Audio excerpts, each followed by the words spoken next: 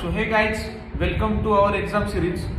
क्या आप पूरी पढ़ाई करके जाते हो पर आपको आपके दोस्त से कम मार्क्स मिलते हैं? So here is some tricks to get high score in your university exams.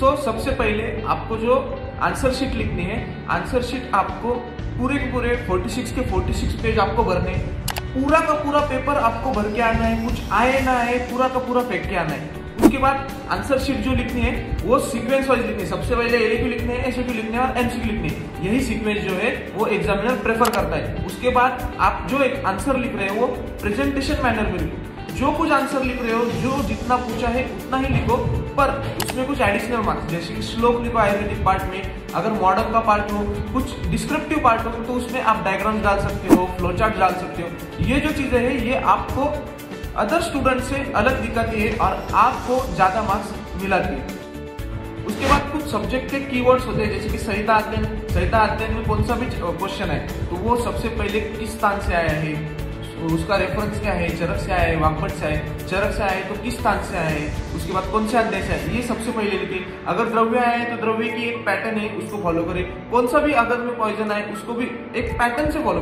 कौन सा भी जो क्वेश्चन है उसका आंसर जो है पैटर्न फॉलो करता है, वो पैटर्न में आपके सभी कंटेंट बैठने चाहिए। पढ़ाई के वक्त ही आप एक लिस्ट बना लो कि अगर पॉइजन है तो पॉइजन में क्या क्या क्या क्या चीजें अपने को लिखनी है, उस हिसाब से फ्लो चार्ट बनाओ, एकदम टेबल बनाओ और फुल मार्क्स लेके। और ज्यादा से ज्यादा कौन सा भी क्वेश्चन हो, ज्यादा से ज्यादा एग्जांपल्स लिख के आओ। आयुर्वेदिक पार्ट हो उसमें एग्जांपल लिख के आओ, मॉडर्न के पार्ट में भी एग्जांपल लिख के आओ। और हमेशा याद रखो, एग्जाम में कोई भी मॉडर्न की चीज पूछी हो उससे कोरिलेट करो आयुर्वेद को और उसके पॉइंट लिख के आओ। 1 मार्क्स एग्जामिनर आपको आराम से ज्यादा दे देगा। और लास्टली जो पूरा पेपर है वो आपको विद इन टाइम खत्म करना है, टाइम मैनेजमेंट घर से करके जाना है और लास्ट के 5 to 10 मिनट्स आपको पूरा पेपर चेक करने में लगेगी।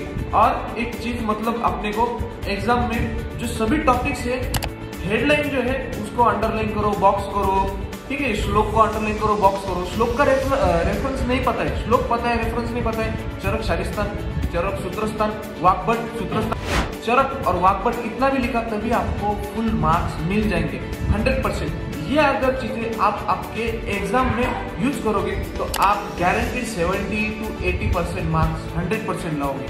तो ऐसे ही वीडियो देखने के लिए वीडियो को लाइक करें, चैनल को सब्सक्राइब करें और ये वीडियो उस दोस्त को शेयर करें जो आपसे हमेशा ज्यादा मार्क्स स्कोर करता है कम पढ़ाई में।